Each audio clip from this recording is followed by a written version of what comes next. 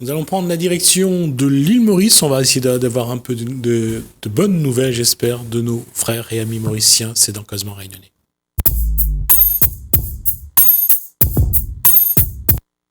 Krishna Sao, bonsoir. Bonsoir tout le monde. Alors, on a ouvert les frontières. J'allais dire, est-ce que ça part sur de bonnes bases ou est-ce que le gouvernement a dû revoir les mesures mises en place? Oui, le gouvernement a dû revoir un petit peu sa copie parce que valeur du jour, on a eu que aux environs de 1500 réservations. Dans ces 1500, on a une bonne cinquantaine de pourcentage des Mauriciens. Donc les touristes boudent. Et donc, vu ce qui se passe aussi dans l'océan Indien un peu partout, les vols sont bradés, par exemple, entre la Réunion et la France. C'est pas pour ça les gens se bousculent au portillon. Et donc, ils ont compris un petit peu que il faut revoir la copie. Donc, pour les touristes, le 1250 €, on a rabaissé, ça va venir aux alentours de 500 €. Donc, on pourra aller dans ce qu'on appelle des pensionnats.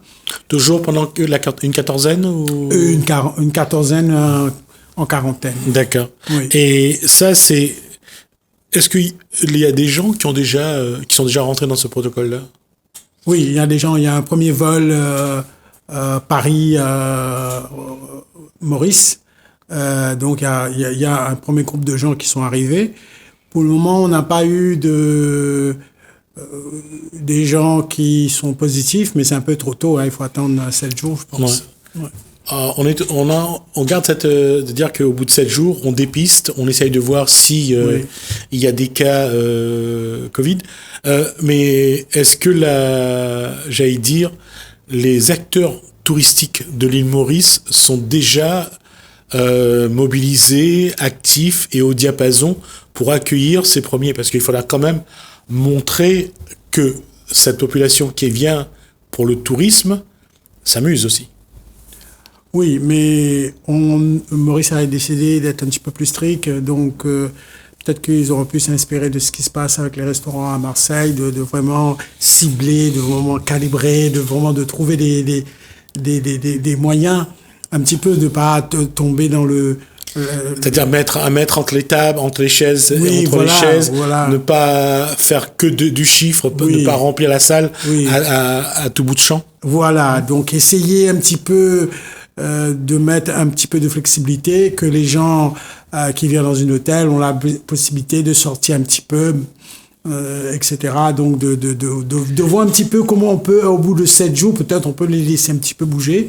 Peut-être les premiers 7 jours, ça doit être strict. Et avec ce virus-là, en tout cas en France, on a imposé une septaine. On a réduit la quatorzaine à la septaine. Maurice pourrait suivre cette... Oui, je pense qu'il faudra qu'il modifie un petit peu son protocole sanitaire. Il a modifié un petit peu son protocole, je dirais, off de quarantaine. Il a élargi un petit peu le choix des hôtels, des premières étoiles jusqu'aux 5 étoiles. Et donc... Et ils vont commencer à comprendre que c'est une mauvaise idée de donner des hôtels à 5 étoiles. Les gens vont pas payer cette quantité d'argent pour 15 jours. être obligé de rester pendant... Ouais, après ils sont obligés pendant de rester 14 jours. En général, les gens qui ont de l'argent, ils aiment bien, vous savez, jet set, hein, un petit peu partout au même moment. Et puis surtout, il faut préparer la septaine ou la quatorzaine, c'est-à-dire qu'il faut qu'ils en aient pour leur argent. Ils vont pas venir s'enfermer 7 jours ou 14 jours dans un hôtel, quitte à être un hôtel 5 étoiles. Oui, et je pense que la prestation, ce sera pas la même. Le portage du repas, ce sera pas la même. Et je pense que il s'inspirait un petit peu de mettre de flexibilité. Je sais pas s'ils le font, mais j'ai pas l'impression de faire les gens manger à différents, comme dans la cantine avec les enfants. Des buffets. Avec des buffets, ils mangent une demi-heure ou 15 minutes de différence, quoi. C'est-à-dire pour que la salle, on puisse rester dans les normes sanitaires. Donc là, avec j'espère, avec les premiers touristes, ils vont voir un petit peu ce qui marche, comment il faut organiser, ils vont mettre un peu plus de flexibilité.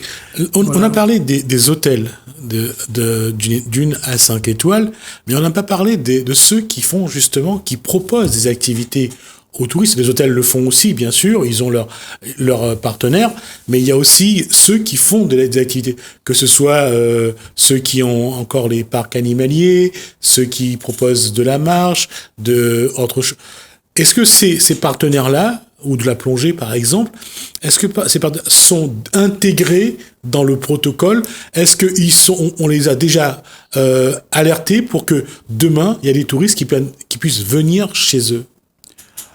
Pour le moment, non. Je pense qu'ils vont mettre un peu de flexibilité. Ils vont voir que, si on a mobilisé tous ces hôtels et on n'a que 1500 réservations, c'est qu'il faut revoir la copie en profondeur.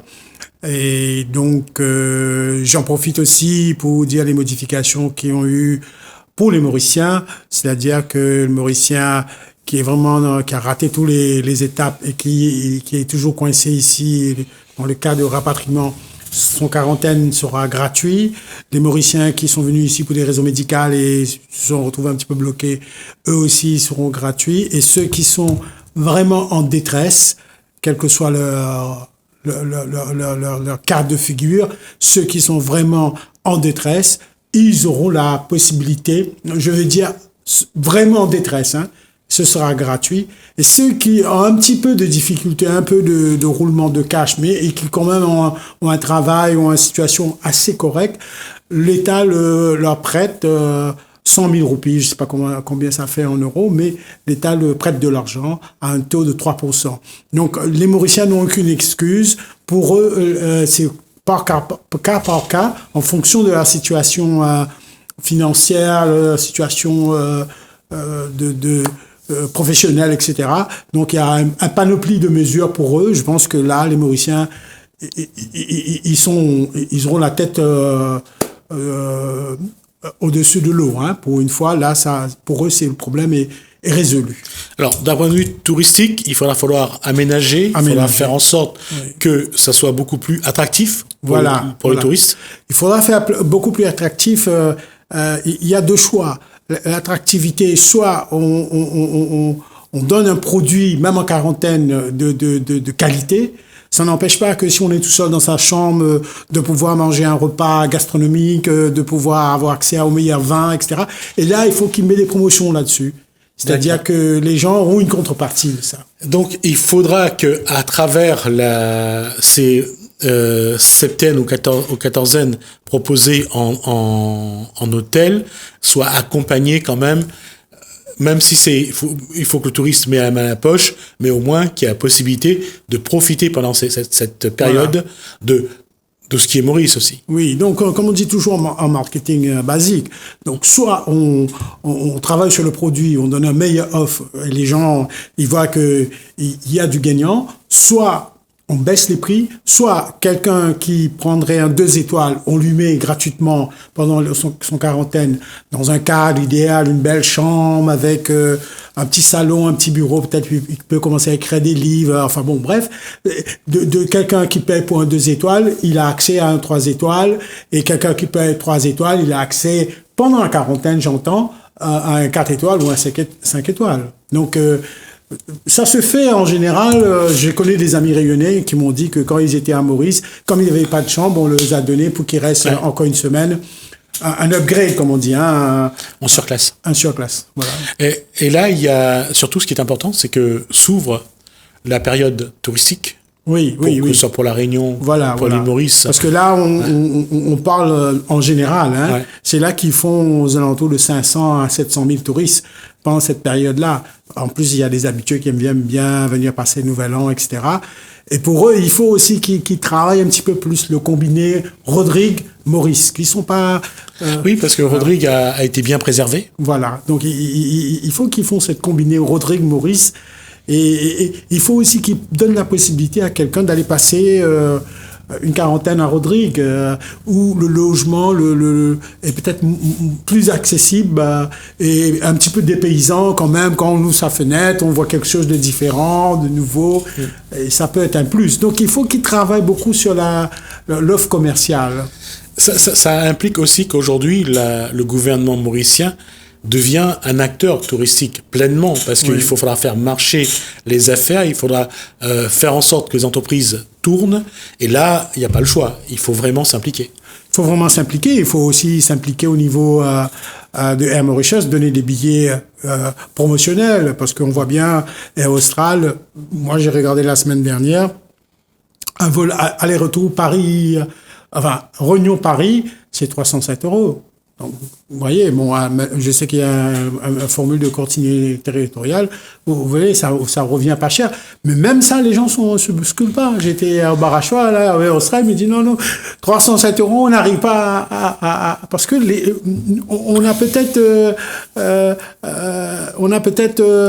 on s'est peut-être trompé. Les gens sont beaucoup plus raisonnables qu'on le pense. Bon, bien sûr, il y a quelques cas qu'on voit à la télé, etc., qui ne mettent pas son masque, qui refusent, qui parlent de liberté. Mais au fait, la grande majorité des gens sont très prudents finalement, parce que les gens, et quel intérêt d'aller dans un endroit où tout le monde est masqué, où il faut être masqué, il faut être rentré avant 10 heures, on n'a pas le droit de se balader. Est-ce que ça vaut la peine de dépenser de l'argent pour aller s'embêter ailleurs, alors que chez soi, on est un peu plus à l'aise? On est plus à l'aise, oui. Ouais. Donc, voilà. Donc, je pense que il faut s'inspirer. Hein. J'ai beaucoup aimé la position des restaurants-bars marseillais.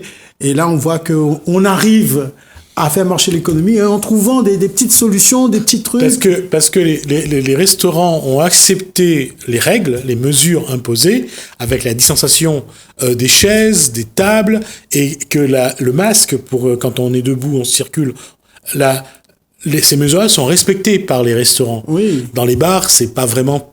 C'est un autre débat, c'est vrai. On peut pas tenir ça. Oui, dans un bar, on peut pas se tenir 1 mètre de distance et salut mon ami. C'est pas le même ambiance, quoi. C'est vrai. Et surtout, c'est même pas la même envie. Quand on vient manger, donc on respecte. Dans un bar, on vient plus pour échanger, on a besoin de se toucher, on a besoin de danser, on a besoin de c'est quelque chose qui. Oui, c'est pas rentable aussi s'il y a trop de distanciation pour un bar. Ouais. Voilà. Donc ça, c'est pour le tourisme. On va revenir à quelque chose qui concerne les Mauriciens. Est-ce que tous les Mauriciens qui voulaient rentrer à Maurice avec le confinement du mois de mars à mai, est-ce que c'est en train de se faire? Là, comme je vous ai dit, j'ai écouté sur le plateau, il y a un compatriote à moi qui est venu parler, et, je crois qu'il y avait aussi des résidents réunionnais qui devaient repartir à Maurice. Donc, pour les résidents réunionnais qui veulent partir à Maurice, il y a le formule 500 € qu'on a remis au premier hôtel et étoile. Et pour ces Mauriciens-là, c'est pas la peine d'aller prendre Renaviation et tout. Comme j'ai bien expliqué, il y a possibilité, quand on rentre à Maurice, que la quarantaine soit gratuite. Si on est dans ce cadre de rapatrié, qu'on a été bloqué, on a un billet et on montre cela, la quarantaine sera gratuite. Donc, il suffit de payer un billet commercial qui est assez raisonnable, je pense. Et dans un deuxième temps, ceux qui ont eu des problèmes médicaux, j'ai rencontré une dame qui est venue ici pour avoir son bébé et elle a été bloquée. Et donc, elle pourra rentrer. Elle aura une quarantaine gratuite. Et la troisième possibilité, ceux qui sont vraiment en détresse financière, et je prends un exemple comme ça au hasard, un retraité qui a dépensé toutes ses économies ici pour pouvoir tenir la route. Maintenant, elle est vraiment à sec. Donc, en fonction de sa retraite, elle sera soit gratuite, soit on lui donnera un prêt pour qu'après il puisse rembourser sur 30 mois, je crois. Mais je pense que tout ça, c'est négociable. Je pense que les Mauriciens qui ne partent pas et qui viennent nous dire dans 15 jours ou 3 semaines qu'ils sont bloqués ici, ils sont vraiment de mauvaise foi. Parce que là, tout a été mis pour que ce problème-là soit définitivement résolu. Ceux qui ont été bloqués, ils peuvent retourner. Ceux qui n'étaient pas bloqués, mais qui, pour une raison ou une autre, sont arrivés au mois de décembre et après, ils se retrouvent un petit peu bloqués, eux aussi, ils ont les moyens de s'en sortir parce que, comme je vous ai dit, il peut prendre le prêt ou il peut aussi aller dans un hôtel 1 étoile à 25 000 roupies. Mais Ceux qui ne sont pas dans le grand besoin, qui habitent chez les parents, habitent chez des amis et qui travaillent ici ou qui ont double nationalité, je pense. Donc cela, il peut attendre un petit peu parce que j'ai l'impression que le gouvernement va revoir sa copie et j'ai l'impression que ça deviendra beaucoup plus abordable au niveau des billets et au niveau de la protocole sanitaire. Est-ce qu'on va revenir à 7 jours, etc., etc. Parce que ils vont commencer à intérioriser le fait que chaque destination ne présente pas le même risque. Si on regarde les données des cas actifs à Maurice, on voit beaucoup de cas des gens qui reviennent de l'Inde, pas des autres destinations.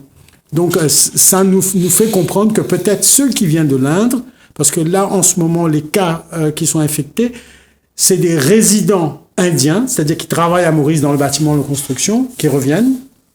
Leurs compagnies ont payé le 40 000 roupies, c'est pas 1200 euros. Le problème ne réside pas là, mais le problème, c'est que ils sont beaucoup dans ce groupe de cas positifs, donc infectés.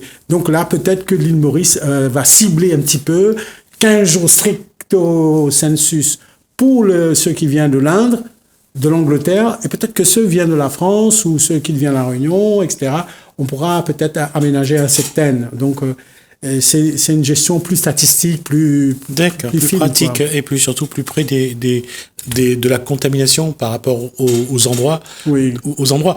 Et pourquoi je posais la question concernant les Mauriciens qui voulaient rentrer? Il y en avait aussi en Inde, effectivement, qui voulaient revenir. Il y a d'autres endroits du monde également. Mais aujourd'hui, est-ce que ce rapatriement-là est mieux géré et mieux contrôlé? Le rapatriement indien, je pense que avec le quarantaine de 15 jours a été très bien contrôlé. Donc, mais c'est une destination un petit peu qui présente... Oui, parce que le problème vient du fait qu'il y a certaines parties de l'Inde où la contamination est quand même très active. Très active. On est à 100 000 morts, on est à des millions d'infectés, etc. Et la plupart des Mauriciens qui viennent de l'Inde, qui viennent de l'Inde, ne sont pas des gens qui vont visiter les villages. Hein. Ils sont souvent en New Delhi, Chennai, des urbanisations forte densité, donc forcément plus à risque d'être affectés.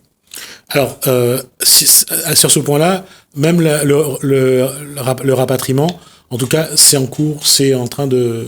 Oui, là, du moment où il n'y a pas une sélection, le rapatriement se fait et donc on fait le 40 jours, on fait le 14e et peut-être qu'après, ils verront, en fonction des statistiques, de gérer un petit peu au cas par cas et parce que il faudra faire un petit peu plus d'efforts par rapport à la France ou l'Allemagne, des destinations qui est vraiment le creux même de la clientèle de fin d'année. Hein. C'est son cible premier. Parce que d'une façon ou d'une autre, que ce soit à l'île Maurice, que ce soit à La Réunion ou ailleurs, je pense que s'il y a une opportunité à nouveau qui se présente, c'est de bien préparer les fêtes de fin d'année, de faire en sorte que ça permet de relancer l'économie.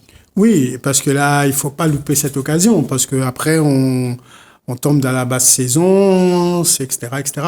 Donc, et puis il faut prendre l'argent quand on peut le prendre, parce que l'année prochaine, on ne sait pas si les gens auront les mêmes moyens pour... Et on ne sait pas non plus combien de temps peut encore durer cette contamination, cette épidémie. Voilà, on n'a pas de données certaines, donc vaut mieux prendre l'argent quand on peut le prendre. Et est-ce que ce qui a aussi, je dirais, cassé un petit peu l'ambiance, qui a un peu, je pense, vraiment fait toucher l'île Maurice, c'est le Wakashio, c'est la pollution. Oui, ça aussi, ça a impacté... ça va impacter sur l'économie. Mais comme je dis, et moi je défends cette position, je dis aux autorités mauriciennes, prenez un bouffée d'oxygène, de l'économie, un bouffée d'économie, d'oxygène dans l'économie, Même après, s'il faut devenir plus strict, refermer, deuxième vague, etc. Mais au moins, on a mis la machine un petit peu en route. D'accord. Ouais. Et juste un dernier mot sur quelqu'un qui a marqué un petit peu l'actualité depuis les manifestations. Monsieur Bruno Lorette,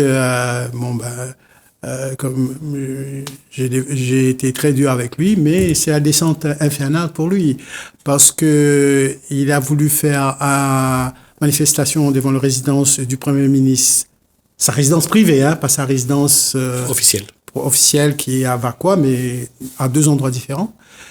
Ça a été refusé. Il a voulu faire une manifestation devant MBC. Ça a été refusé. Il a voulu faire une manifestation devant l'ICAC. C'est une espèce d'organisation anticorruption. Ça a été refusé. Mais surtout, il a été retrouvé avec des chèques sans provision. Il avait déjà eu auparavant fait des chèques sans provision et la Cour lui avait condamné avec une amende. Et il a eu ce qu'on appelle le caution et pouvoir... ne peut pas être emprisonné. Oui, donc il pouvait être à l'air libre, mais il avait une contrainte, c'est de se présenter au poste de police tous les jours aux alentours de 5-6 heures. Or, il l'a pas fait. Et il y a mandat d'arrêt contre lui. Voilà où est M. Lorette en ce moment. On sait où il est ou pas? On ne sait pas, la police le recherche. D'accord. Au moment où je parle, peut-être que tout à l'heure... D'accord. D'accord. La question, encore une fois, en tout cas, est-ce qu'on a des dates des prochaines élections ou pas? Les prochaines élections vont arriver très vite et il y a du mouvement du côté de l'opposition. Quand je parle d'opposition, je parle Parti travailliste, PMSD et MMM, mais je préfère plus dire Paul Béranger, Xavier Duval, Ramgoulam, de gens vont comprendre beaucoup plus facilement. Et là, il y a un mouvement. Ils étaient toujours en train de faire une opposition avec des scandales, des bandes sonores, etc. Là, ils évoluent et ils sont en train de préparer maintenant un gouvernement d'alternance avec des projets, avec des débats, avec des idées, parce que c'était le problème de monsieur Paul Béranger. Il arrivait toujours à faire une très bonne opposition avec des meetings, avec des scandales, etc. Mais une fois que l'élection se présente à lui, c'est-à-dire qu'il a penalty, il met le ballon à dehors parce qu'il n'a pas réfléchi à son programme, il n'a pas de programme. Donc là, maintenant, on voit qu'il est en train de prendre le bon chemin. On prépare un programme, mais bien sûr, il faut faire le folklore, les scandales, les bandes sonores, les vidéos, tout ce qu'on veut.